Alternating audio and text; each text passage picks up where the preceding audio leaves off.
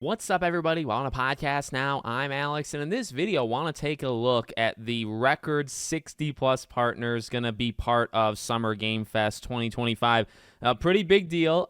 We have to go through a little bit of speculation here. What I simply want to do is I want to look at the graphic, and there's a lot of names, right? And even myself, I mean, a lot of them sound familiar. Then you have to do a little bit of a deep dive, right, to find out what they do. I'm only going to be looking at the ones that kind of stand out to me, okay? You guys can go crazy in the comments, and I'm going to show the whole graphic, but I'm going to just kind of call out the ones that I find interesting, and I also think there could be like a discrepancy between what people think could be shown from them, okay? So again, this is official. This is round one. I mean, you see it right here on the graphic. 2025 partners, round one, meaning there will be a round two. I highly doubt it could be as big. There's no way, right? I mean, this is a lot of publishers. I don't even think another 60 exist on the planet. Maybe, but you'd be stretching it. So I think this is largely it. I think most of the announcements will come from these people. And, you can get excited, like, where's WB? Maybe they're part of round two. Maybe they're not here at all, right? I would probably take that latter choice, by the way. So just kind of going through, scanning, going through some of the discrepancies, like I said. So 2K, I feel like that's Borderlands. I don't really know what else it could be. Borderlands comes out in September, lines up. I think that makes a lot of sense.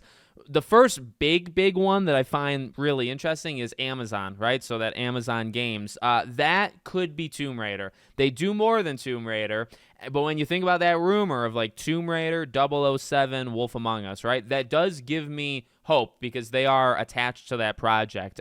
It's very possible that they're attached to more than just that, which they are, and that doesn't really qualify them, if that makes sense, right? Plus, we're going to get to why I believe that the 007 game might actually be the one of that rumor to be here. Bandai Namco is kind of interesting, but I feel like it would just be Elden Ring Night Rain, even though it just came out. Maybe it would be some sort of announcement towards that. Maybe it would be some sort of Switch 2 announcement. So I feel like it would kind of tie into that one.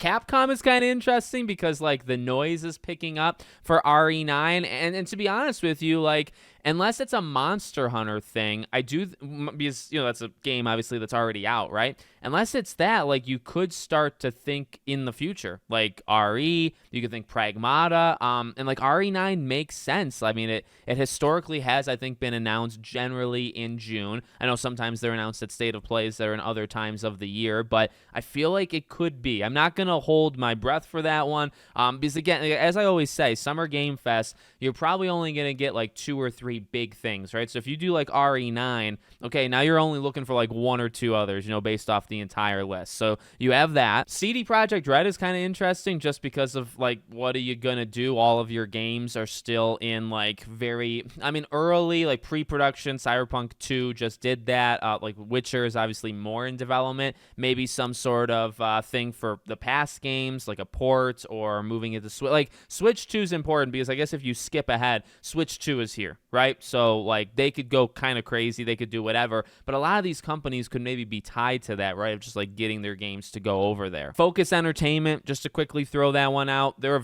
I really, really like them as a publisher. They always pick, like, they did Plague Tale and a bunch of other ones. Very under the radar. Banishers, Ghosts of New Eden, I think they were the publisher of.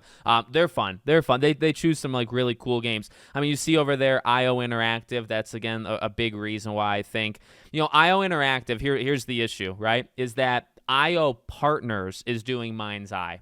Mind's Eye comes out the 10th, and the show is the 6th. So it is very, very possible. And it's tough because it's like, well, that's the logo of, like, IO Interactive.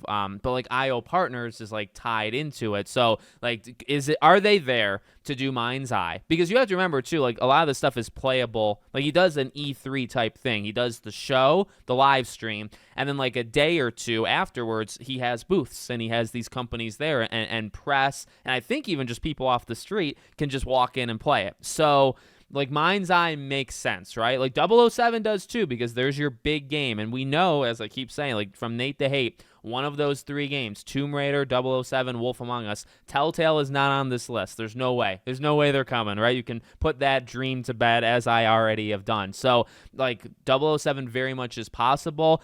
Do you know how much it would make me mad, though, from everything we've talked about with Mind's Eye? Do you know how mad I would be if they're there to show Mind's Eye and not 007? So that would be kind of annoying. Like I said, I mean, if you jump to the Switch 2, they could kind of do anything. This is a day after. I believe the Switch 2 launches the 5th, and then this show is the 6th. I mean, you can go crazy. You could do Metroid Prime 4. You can give a release date for that. You could show a new Mario game. You could just be there simply for a lot of these other companies to say, hey, here's a third-party game that's coming. Honestly, any of those things is good for it. You know what I mean? Because you have what you're going to do kind of at launch, and then you have somewhat of a plan. I think I just saw today that there's a rumor of Pokemon getting the release date, I think for October or something. I don't know if that's confirmed, but they could do that there. You know, they could do Mario, Pokemon, brand new game, third-party stuff. They have so much potential, and they're going to be at Gamescom too, right? So they're kind of going for it. Pearl Abyss is a big one to me because there's your guarantee. We knew Crimson Desert was going to show itself in June, and we know there's a playable demo. We know what they're going to show, all that jazz. I made a video about that already. There's your confirmation that it's at Summer Game Fest. To me, remember, I speculated Summer Game Fest or the Xbox event. There's your confirmation. So PlayStation's a big one, and here's the thing. They have the potential to be bigger. The easy answer, because if you notice on this list, Kojima is not on there. Now, Kojima Productions is more developer than publisher, right? So that makes sense. These are publishers, but PlayStation is publishing Death Stranding 2. So, and we know Kojima is literally the first and only guest as to this point that is, announced to be there. So easy answer is it's just Death Stranding 2. More like potential, right? Like a higher cool factor is that it's, because I'm very excited. Death Stranding 2, I'm freaking pumped for. But cool factor is that you would do Death Stranding 2 and then you do something else. So you could hope for that, like the God of War thing. There's a lot of PlayStation announcements they could make. Wolverine, but I mean, I want a state of play or a showcase. They could still definitely do that. You don't want to take too much from those. You know what I mean? And Kojima doing this already is something. So you have that. Sega, I mean, just kind of run through. There's a lot of Sega games that I don't really have any like ones that really, really jump out at me.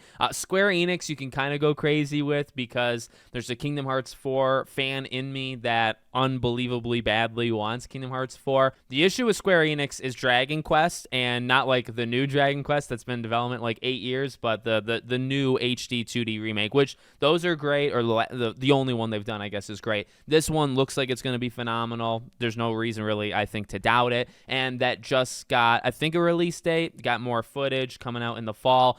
That's, again, like an easy answer. Really, same thing with PlayStation, right? PlayStation, easy answer is Death Stranding. Square Enix, very easy answer is Dragon Quest, the remake. If they do Kingdom Hearts 4, I'll lose my mind, right? And there is hope. There's potential. But I don't want to put too much into that. Supermassive, Directive 8020, easy, out of the way. They normally do Jeff Keighley shows. They normally do Gamescom, not Summer Game Fest. So it's actually interesting that Supermassive is going. Maybe it's not Directive 8020, maybe it's another new game, but 8020 comes out, I think like October 1st or 5th or something like that. Techland is there for Dying Like the Beast. We'll finally get the release date. I heavily would predict that one. And then Xbox, I guess, would be the last one I want to talk about. Again, kind of, it could really be anything. But then the issue with Xbox, and I've said this before, I guess the fun thing is that they literally go 2 days later. Like, this is E3. This is literally E3 because they're going to do something at Jeff Keighley's show, and that's on the Friday. And then on the Sunday is their own show where they're going to show 20 to 25 games, right? So you can literally Fable, State of Decay, Gears of War, E-Day, or the remaster, Perfect Dark, Outer Worlds. Like, pick the game you want, right? Chances are you'll get it kind of no matter what, because the high likelihood of all of those games appearing here and or at the Xbox show is quite high, right? Maybe not just here. Here you would get like one. Same thing with PlayStation, one or two. You get Death Stranding, you get something else. Xbox, you get 2 games. The issue or the difference is that Xbox then has a whole freaking show where they can kind of go wild, and PlayStation hasn't announced anything yet, right? So that's kind of what I'm looking at. Obviously, I mean, there's a lot of other ones, right? And a lot of them don't really stand out as much to me, but there is high potential to get some really fun stuff. I mean, it's a 2+ hour show. It normally is. So we're going to have some fun. Again, I'm going to be co-streaming the entire show if you guys want to watch along with me next Friday, and we're going to have lots more videos and predictions and all that stuff as we get closer. Thank you all for watching. Make sure you're subscribed, bell icon turned on. I hope to see you all on the next one.